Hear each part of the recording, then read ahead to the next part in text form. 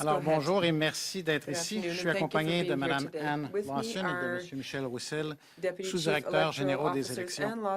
Alors, je suis ici avec les membres de mon personnel pour parler, bien entendu, de la 44e élection générale et des services auxquels peuvent s'attendre les Canadiens de la part d'Élections Canada. Alors, je tiens d'abord à préciser que nous sommes prêts à mener une élection sécuritaire le 20 septembre. Au cours des derniers jours, on a commencé à ouvrir des bureaux locaux d'Élections Canada dans chacune des 338 circonscriptions à travers le pays.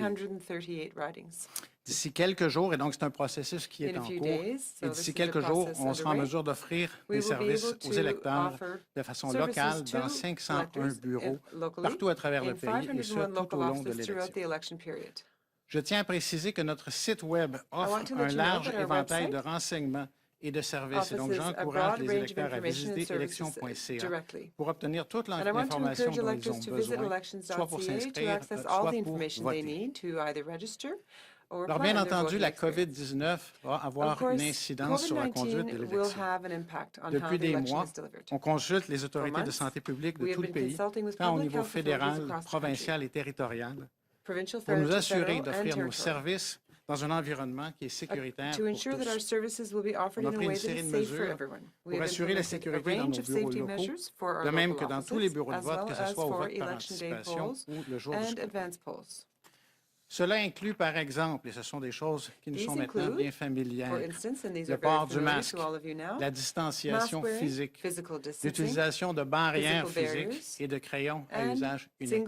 Les électeurs peuvent, s'ils le préfèrent, apporter leur propre crayon ou leur propre stylo. On va continuer au besoin d'ajuster nos mesures en fonction de l'évolution de la COVID-19 et des recommandations des autorités de santé publique. Alors, c'est important de mentionner que les lieux de vote des électeurs pourraient fort bien être différents de ceux auxquels ils sont habitués. Plusieurs des lieux de vote habituels ne seront pas disponibles en raison de la pandémie. Donc, certains lieux pourraient être situés soit plus loin, soit dans un endroit moins visuel, ou encore ne pas rencontrer tous nos critères d'accessibilité. Alors, les électeurs devront consulter leur carte d'information de l'électeur pour connaître l'adresse exacte du bureau de vote par anticipation et de leur bureau de scrutin le jour de l'élection. Ils devront aussi vérifier s'ils ont des besoins en matière d'accessibilité, si leur lieu de scrutin répond à ces besoins-là. Et si ce n'est pas le cas, de communiquer avec nous pour s'assurer qu'on leur trouve une façon de voter qui convient à leurs circonstances. Les cartes d'information de l'électeur devraient arriver dans les foyers au début du mois de septembre. Cela dit, la manière la plus simple et la plus facile de voter demeure le vote en personne, que ce soit un bureau d'Élections Canada, un bureau de vote par anticipation ou un bureau de scrutin le jour de l'élection. I'll now turn to English. For those electors who prefer to vote by mail, this option will also be available. This is not a new option. In fact, Canadians have been voting by mail, even locally, since 1993. Electors who want to vote by mail should plan to do so early. They should leave enough time for their voter kit to get to them and for them to return it to Elections Canada by Elections Day. They can apply by providing proof of identity and address to our online application system. This is the fastest way to receive a kit, and voters can check online to see if their kit has been issued once they've applied or if their ballot, once completed, has been received. For those who are not able to apply online, we will have traditional mail-in forms available. Electors who vote by mail are responsible for ensuring that their ballot is returned in time. They should check Canada Post schedules for their region. If they are concerned about their ballot not arriving in time, they can bring it to their polling station on Election Day, or they can have a friend or neighbor bring it. The important thing is that it is brought at a polling station within their electoral district. It's also important to note that by law, electors who apply to vote by mail cannot simply change their mind later on and vote another way. If they have a problem with their kit, if they have not received their kit, they should contact us. And again, we'll find a way to make sure that they can vote. But they cannot simply change their mind. So I encourage electors to plan early and choose the voting option that works best for them. Now, I know that Canadians are used to getting complete results on election night, but it will be different for this election. The count of regular ballots on ordinary polling day and advance polls will be completed on the night of the election as usual. However, the count of mail-in ballots will start after Election Day once all the mail-in ballots that electors have dropped off at polling stations have been returned and integrity checks have been performed. If the volume of mail-in ballots is high, as we've seen in other jurisdictions during the pandemic, it will take longer for returning officers to count those ballots. In most locations, this should be done within 2 days, but in some districts, it could take as long as 5 days, depending on the volume and the distribution. In all cases, the vote can be observed, the count can be observed by candidates from beginning to end, from candidate representatives, and daily result updates will be published. With the changes to the process, getting accurate information about the election has never been so important. Canadians can do their part. By registering and updating your information, you are making sure that you will get a voter information card that will tell you everything you know about where and when to vote. So make sure that you are registered and check to confirm that your information is accurate by visiting elections.ca. Our website also remains your destination for accurate information about the electoral process, including all the safeguards that we have in place to protect the integrity and the safety of the vote. I'd like to end today with a message about supporting electoral democracy. Often this is something that we take for granted, which is perhaps a testimony to the high level of trust that Canadians have in their electoral process. And that's something that we can be proud of. But it's also something that needs to be supported. I invite anyone who wishes to support our electoral process, or is just curious to see how it's done, to come experience an election from the inside just one day. So come and work for us. Be one of more than 200,000 Canadians who work for federal elections to make them a reality. I encourage everyone to take advantage of the election, to get involved, and to vote. Thank you, and I will now answer questions. Merci beaucoup. Thank you. We will start this time with a reporter in the room before moving on to the teleconference. Rappel, une question et une question de suivi.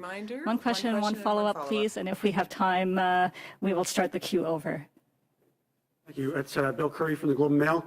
You had mentioned before the campaign was official that it could cost more than the usual amount, but now that we're actually into a campaign, can you provide an update on what our election normally costs? What's the latest revision, and what are the drivers of those extra costs? The cost of elections varies based on a number of factors, including the number of voters, of course, that evolves from election to election. The last election was just over 500, I think it was $506 million. At this point, we estimate that it'll be around $610 million. This is a very unique election. All elections have things that are somewhat unpredictable, so things may change. So I caution about that number. It may evolve depending on the circumstances and things we need to address. But at this point, $612 million is the estimate. And I'm sure you've seen in the news there's a lot of debate right now about whether federal public servants whether there should be a mandatory requirement to be vaccinated. Are you imposing any kind of mandatory vaccine order on Elections Canada workers just the campaign, and if not, why not? So the measures that we have in place reflect consultations that we had over the last year and continue to have with public health authorities at all levels. These recommendations do not include mandatory vaccination, whether they be for electors, for workers, or candidate representatives. In the next 3 weeks or so, returning officers will be hiring some 250,000 Canadians to work at the polls to serve approximately 18 million Canadians. These are the same Canadians, these are the same people that you meet every day at the grocery store. The difference is that the polls are a controlled environment where safety measures can be applied more rigorously. And if you look back the last 18 months. We've had elections in Canada provincially. We've had territorial elections. There have been elections around the world.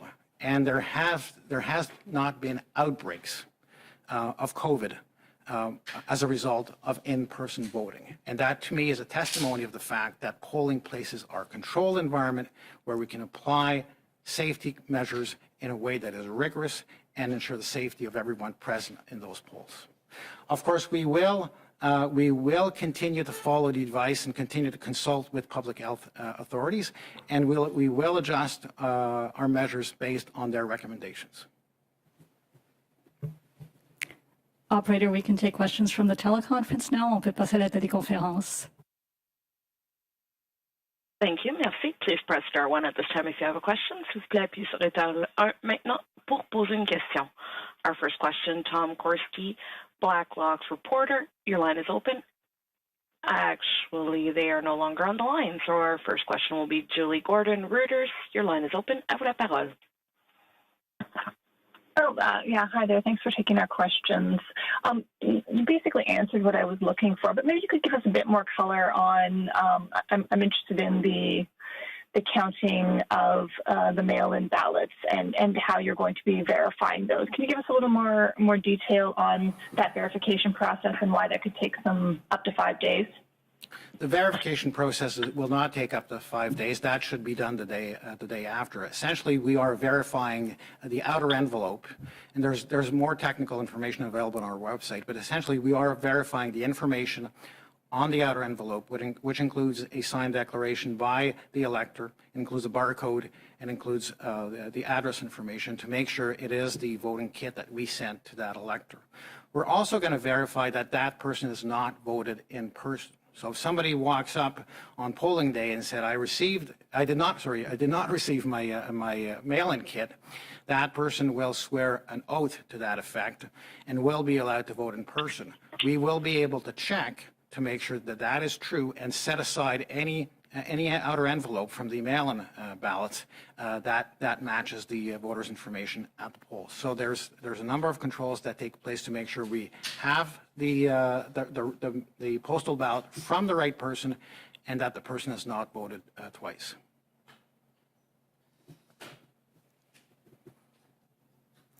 Okay, and so then just to clarify, the count takes 5 days, up to 5 days, just based upon the volume of mail-in ballots in a given riding? Yes, it's important to note that the count is done locally for local electors. So people who vote by mail, electors who vote by mail from their electoral district, their kit will be sent back to their returning office, and that reduces the travel time for the kits and ensures that we minimize the risk of mail-in kits arriving too late. So they're counted locally, and depending on the distribution, we may see more mail-in kits in some districts than others. Thank you. Next question, prochaine question. Thank you. Merci. Our next question, Joan Bryden, The Canadian Press. Your line is open. À vous la parole.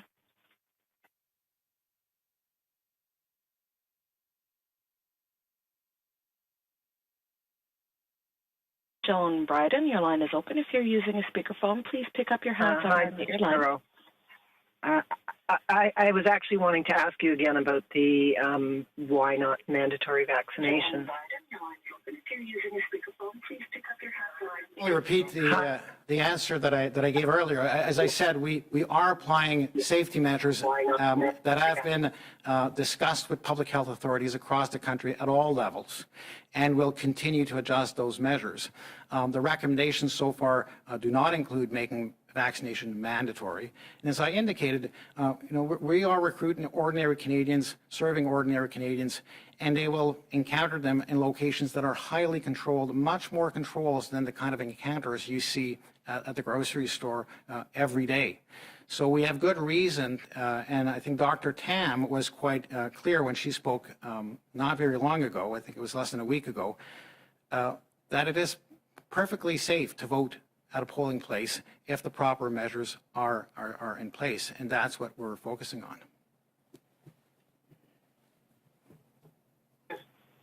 Is there a follow-up? if the proper measures are Yes. in place. Hi. That's what we're focusing on. I was wondering then if you could, you said that thus far you're not getting recommendation to require mandatory vaccinations. Might you then do that, and how difficult would that be sort of midway through a campaign when you're recruiting poll workers to then say, oops, you all need to be fully vaccinated? Yes, obviously, it becomes more challenging as we go forward. However, vaccination rates are high, and we have every reason to think that our poll workers will be at least as vaccinated as the general population. So a large number of the poll workers will, in fact, be vaccinated. Thank you. Next question. Prochaine question. Thank you. Merci. Our next question, Evan Dyer, CBC. Your line is open. À vous la parole.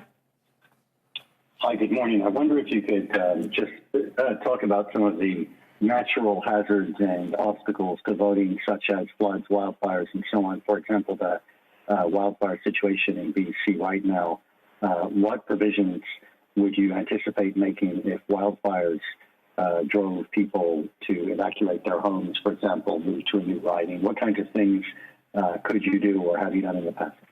So this is something that, unfortunately, we do encounter practically at every elections, whether it's floodings or storms or fires. We obviously follow that very closely across the country and monitor the evolution of fires or other national disasters, and look at where people are being evacuated, where that's the case. There's a range of measures that we can take and we've taken in the past. And that includes, for example, the last election in Manitoba, we had a special polling locations for people who are evacuated in Winnipeg. And so it's relatively easy to do, especially when people are evacuated in a particular hotel or area where they're all present and they can vote from outside their district in a manner that really resembles what they would do in their home district. Otherwise, we can use vote by mail. So we're in contact with the authorities, and we follow what's happening. And as the situation evolves in the election, we'll adapt services to make sure that there are voting options for every Canadian. Thanks. And you also are conducting this election with a new federal law bill, well, it was Bill C-30, now federal law, on disinformation, deliberate attempts to mislead the electorate. How many people or what kind of resources, if any, are you devoting during the campaign to looking for violations of that law? Or is this sort of a complaints-based system? Is it something that you only look at after the voting is done? Can you just talk about how that new law has affected your operations in practice? So the provision is a variation on a provision that existed in the past. There's an element of intent that was clarified in the legislation, but certainly the provision is not entirely new. And it captures a very specific number of instances of disinformation that is prohibited, including disinformation on certain aspects of the party leaders. This is essentially, as you indicated, a complaints-based process, and the complaints should be made to the Commissioner of Canada Elections. The Commissioner is responsible for investigating violations of the Act, and he does so independently from the Chief Electoral Officer. So if people have instances that they believe is in violation of that provision, they should inform the Commissioner. Thank you. Next question. Prochaine question. Thank you. Our next question, la prochaine question, Tom Perry, CBC News. Your line is open. À vous la parole. Oh, hi. Thanks for taking my question. I'm just trying to figure out if you could sort of paint a picture of what it's going to look like for Canadians who do go to the polls on voting day. What's going to be different for them compared to previous elections? At the poll itself, they can expect to see essentially the kind of measures that they now have been seeing for the last 18 months. So we will have people in charge of ensuring that the place is clean, that the electors are properly distanced. They will see, for example, these physical transparent barriers that will separate the poll workers that will service them to allow them to vote. There will be masks if Canadians Canadians do not have a mask, we will offer a mask. We've purchased a very, very large number of masks. And, of course, hand sanitizing lotions and disposable pencils. And as I indicated earlier, anyone who wants to bring their pen or pencil is welcome to do that. So basically what they will see is the same kind of measures that you would have seen in a grocery store, but in a very controlled environment. And so that is an important aspect of the safety of the in-person voting.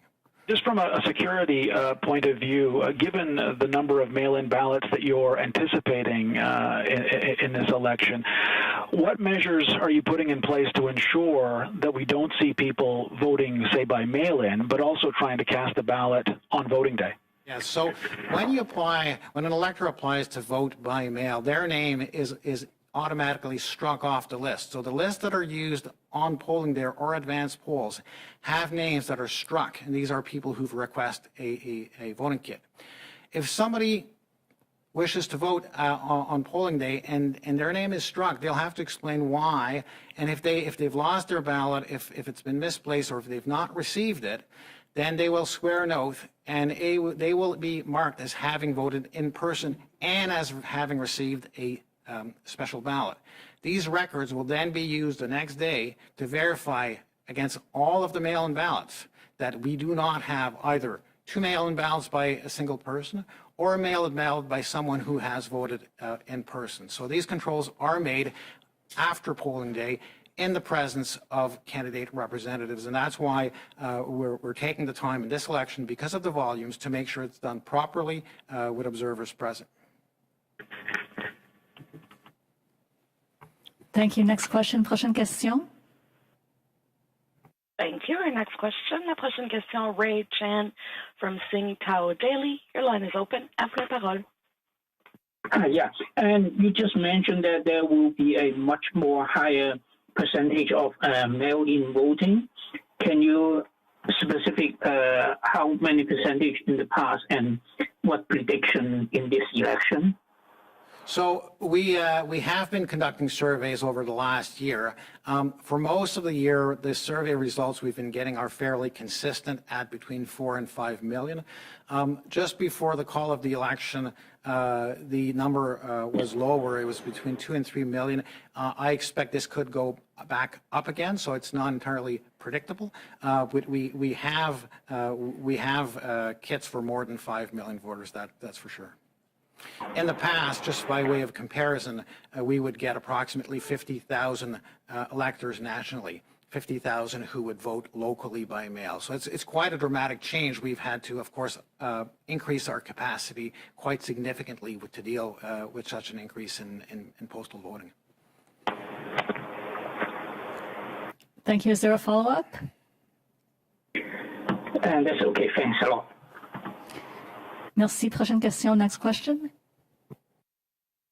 Thank you. Our next question, Tom Korski from Blacklock's Reporter. Your line is open. À vous la parole.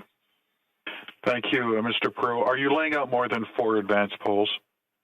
I'm sorry, I misheard that question. I beg your pardon. Are you laying out more than 4 advanced polls? So there are 4 days of advanced polls that are provided in the legislation, and that's the service that we'll be offering, if I understood your question correctly. So it's the Friday, Saturday, Sunday, and Monday of the weekend that precedes polling day. So it's statutory then. My other question, I want to clarify, I'm not looking for trouble, but I want to clarify the mask business. Your authorities make it clear that local health authority rules would apply. But I'm not going to a liquor store. I'm exercising my franchise. I understand there will be free masks and everyone is reasonable. But if I have asthma or I'm a civil libertarian, whatever, I cannot be denied, and you will not deny me my ballot if I choose not to be masked and I'm 6 feet away from everyone else, correct?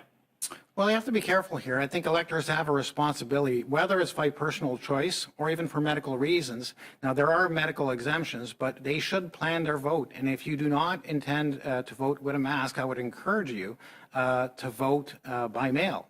Now, if you have a medical exception and you've not been able to vote with a mask, to vote by mail, in advance, and you have a medical reason not to wear a mask, then you will not be denied the right to vote. But if it's just a matter of personal choice and the mask is mandatory in the jurisdiction in which you're voting, then we will apply those rules.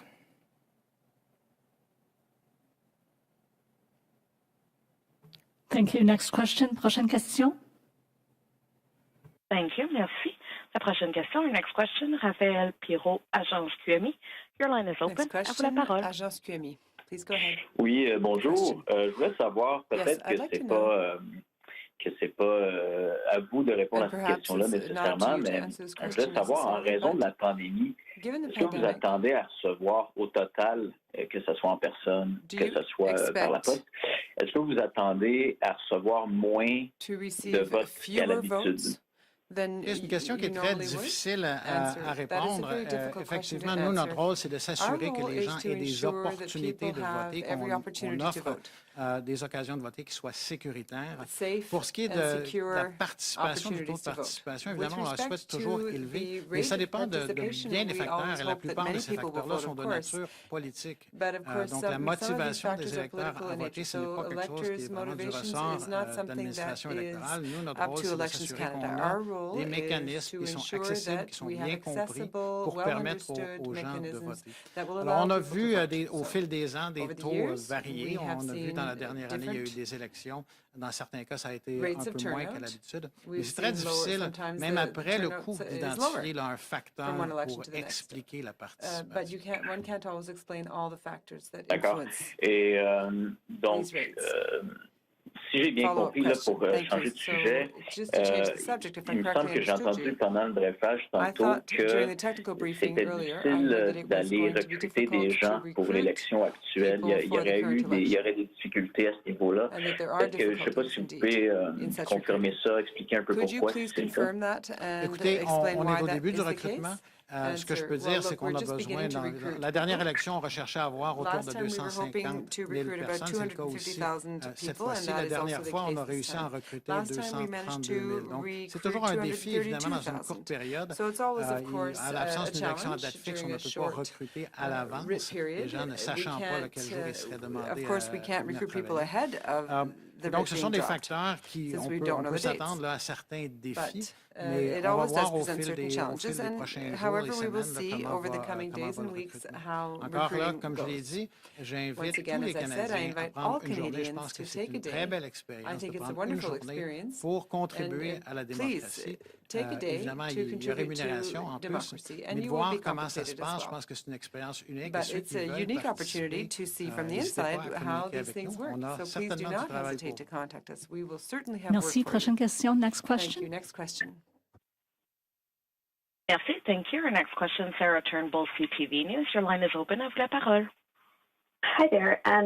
Will the cost of rapid test kits be considered a campaign expense that will count against a candidate's spending cap? So campaigns that purchase kits or protective equipment, these are material that are expenses under the Act. They are reimbursable, but they are subject to the overall limit for candidates and political parties. So it is a reimbursable election expense if it is used during the campaign as part of the campaign activities. Thanks. Was there a follow-up? No, thanks. Merci. Prochaine question. Next question. Thank you. Merci. Our next question, Karina Roman, CBC News. Your line is open. À vous la parole. Yes, hello. I just want to clarify numbers. When you talk about how many special mail-in ballots you've had before locally versus what you're expecting now, that didn't include that 50,000 you quoted. That didn't include, people out of the country and Canadian Armed Forces and prisoners, right? Because the number we got in the technical briefing was different. I just want to be very clear about what the number is in terms of a normal election versus now, not just local versus local. Yeah, so overall, the number, I'm looking at my colleague, is around 250,000, something like that. That includes some 35,000 Canadians abroad, and of course military and a range of other special ballots, national electors who are voting away from their electoral district. So the 50,000 figure that I gave was only for electors who are in their electoral district and vote by mail. Michel? I will clarify. 50,000 electors is the total number of electors who voted by mail.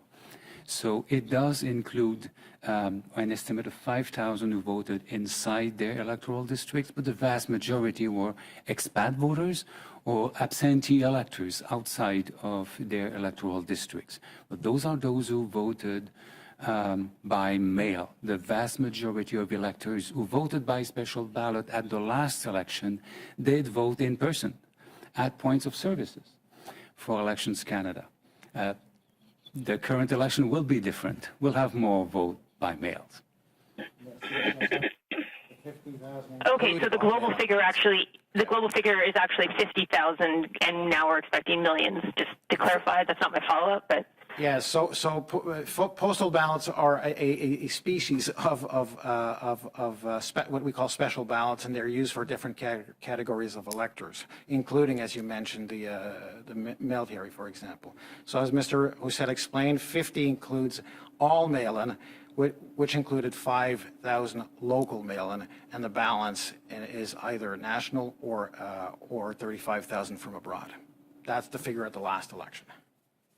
Okay, thank you. So my follow-up question is, since it's going to take some time to count these quite a few more million that you're expecting, what is your thoughts on the impact that will mean on when we might know who a winner is? Well, again, there's a fair amount of uncertainty. As I said, first of all, in terms of the total number, our surveys have varied between 2 to 3 million to 4 and 5 million, so that's different. It depends on the distribution. These votes will not necessarily be distributed equally amongst electoral districts, so that will impact the duration of the counting process.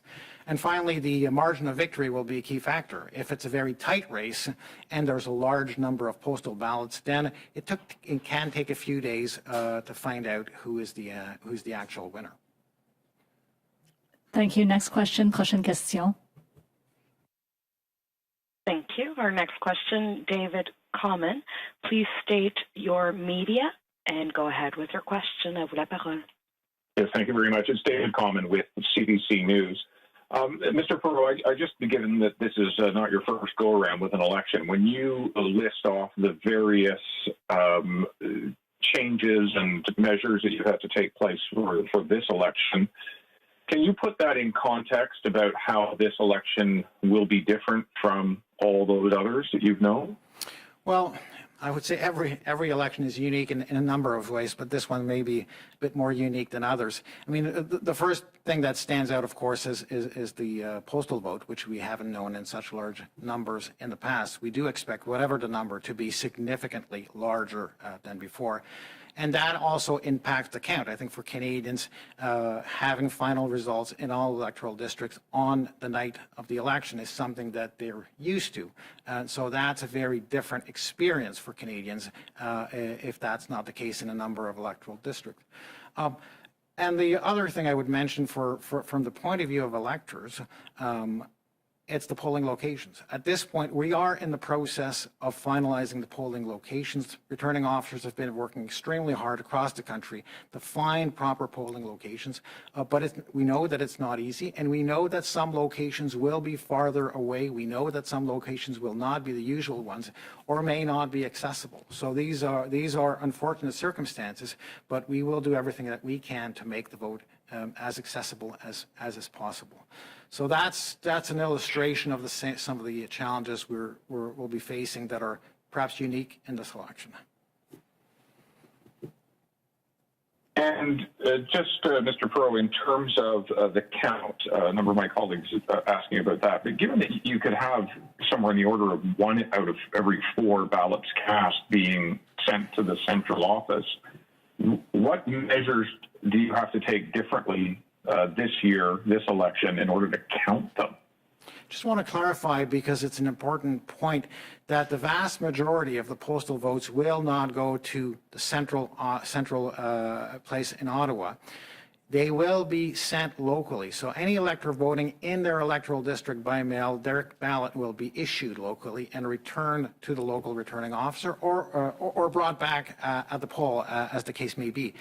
But the local aspect is important because it does reduce significantly the travel time for the kits to go back and forth to the elector and back to returning officers in order to reduce the number of votes that arrive late. Now, in terms of answering directly your questions, certainly the returning officers and their teams have had to look at larger locations to store the kits, to have counting processes in the kits, counting process after Election Day.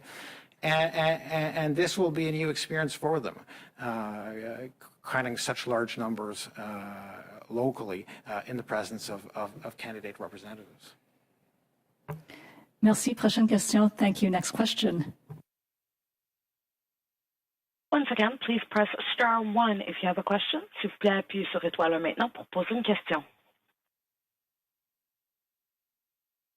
Our next question, Andy Saint-André, TVA Nouvelle. Your line is open. À vous la parole. Next question, TVA Nouvelle. Oui, bonjour, M. Perrault. J'aimerais vous entendre en français un petit peu. Désolé, je risque de vous faire répéter parce que vous avez répondu en anglais.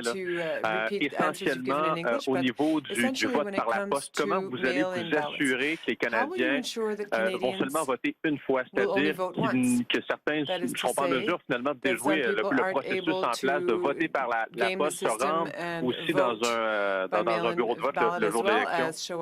Oui, alors c'est une bonne question, c'est une question importante et les gens doivent être confiants qu'on a les contrôles en place pour éviter ça. Alors, l'électeur qui demande une trousse de vote par la poste va, lors de la demande, lorsqu'elle est reçue, va avoir son nom qui est rayé. Donc, sur les listes qui apparaissent, soit au vote par anticipation, soit au vote régulier, chaque électeur qui a demandé une trousse va avoir le nom rayé. Il se peut qu'un électeur se présente et dise qu'il n'a pas reçu ou que sa trousse a été détruite. Alors, il y a des circonstances exceptionnelles et on va donc permettre à cet électeur-là de prêter serment à l'effet qu'il n'a pas déjà voté et de lui permettre de voter en personne.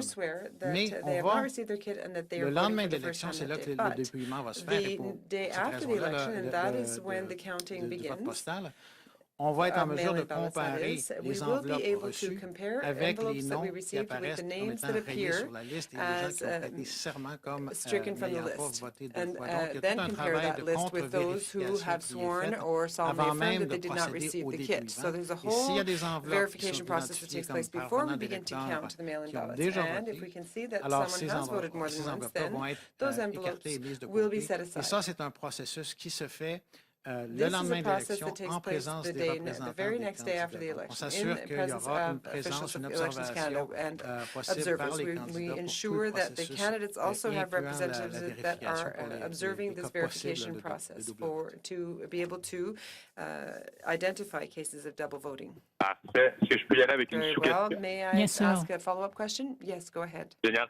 Un petit peu dans la même veine, vous avez dit tout à l'heure 2 à 5 jours, de ce que j'ai compris en anglais, 2 à 5 jours pour compter les votes par correspondance. Ça sera double vérifié, triple vérifié, j'imagine. Donc, les gens, inévitablement, ne doivent pas s'attendre à un résultat comme ça le soir même du jour de l'élection.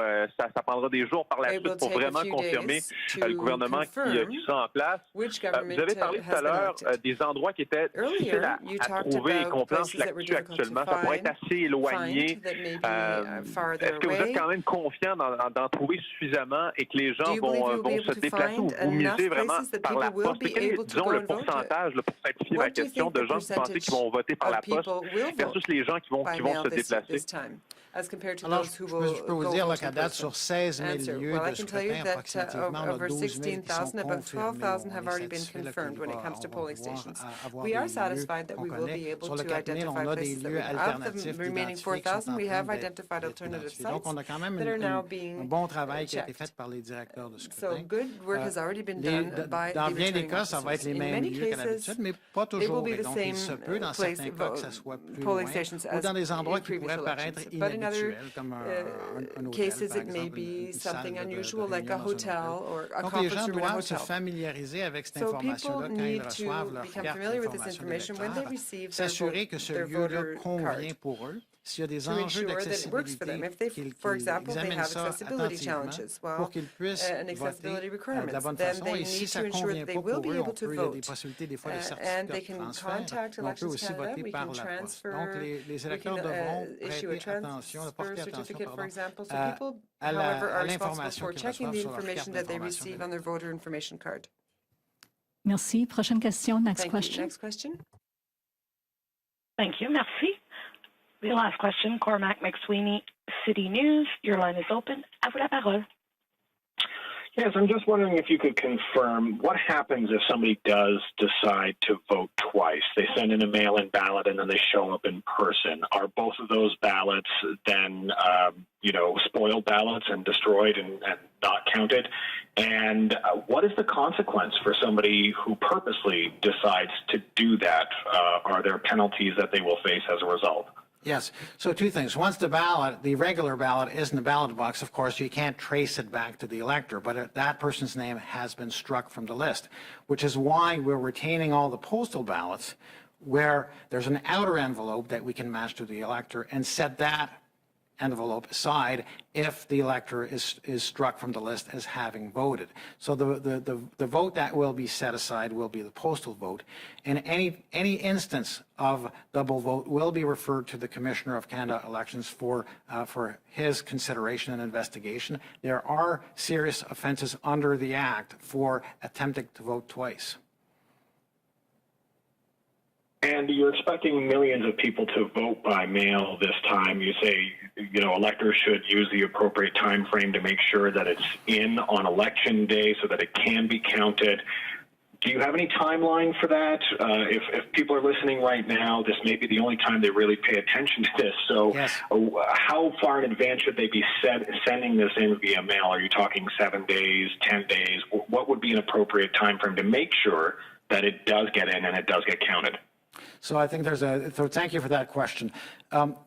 The deadline, if you're voting from outside of your electoral district, is it has to be back in Ottawa at 6 o'clock on polling day. If you're casting your ballot by mail in your electoral district, it has to be in by close of polls at the local returning office or brought to any polling location on polling day in your electoral district. So an elector who has doubt, they've got their special ballot kit, they've received it, but it's late in the campaign, they should check, first of all, Canada Post. They have information about schedules. And of course, the time it takes will vary depending on where you are in Canada. It's a very, as we all know, very vast country, and so it can vary significantly. So take the time to check what is the approximate time. And if you fear that it is too tight, then a good option for you is to bring it either directly to the office of the returning officer or wait on polling day to bring it to a local polling station anywhere in your electoral district, and you can ask a friend or relative to bring it for you. I hope that answers. Was there a follow-up? Sure. Yeah, if I can. What about voting at returning offices or Elections Canada offices? You haven't addressed that, I don't think, in this news conference. What are the rules around people heading to those offices at any point in this campaign, or when is the deadline for that as well, to make sure that they can cast in person at a different time if they're afraid about crowds, let's say, at polling stations? So throughout the election period, voters can attend the office of the returning officer to cast a ballot. It will be a special ballot that is cast at that point. It's similar to a postal ballot without the postal element. Voters should expect to see there the same safety measures that they will have at local polling places. So the same wearing of masks and sanitizing measures, the same distancing will take place so that it is a safe environment for voters to go to, whether it's the office of the returning officer or a local polling station. It will make no difference from that perspective. As I said at the outset, there's 501 of these local offices across the country, and they are being opened as we speak. Thank you. Next question. Prochaine question. There are no further questions registered at this time. Nous n'avons plus de questions pour le moment. And now I'd like to turn the meeting back over to Natasha Gauthier. Please go ahead. À vous la parole. Thank you. Did our gentleman in the room have an additional question? All good? That concludes our press conference. Ceci conclut notre conférence de presse. Merci de vous être joint à nous. Thanks for joining us. And if you have any follow-up questions, of course, Media Relations at Elections Canada is happy to help you. You can send us an email, media@elections.ca, media@election.ca. Merci, bonne journée. Thank you. Merci. The conference has now ended. La conférence est maintenant terminée.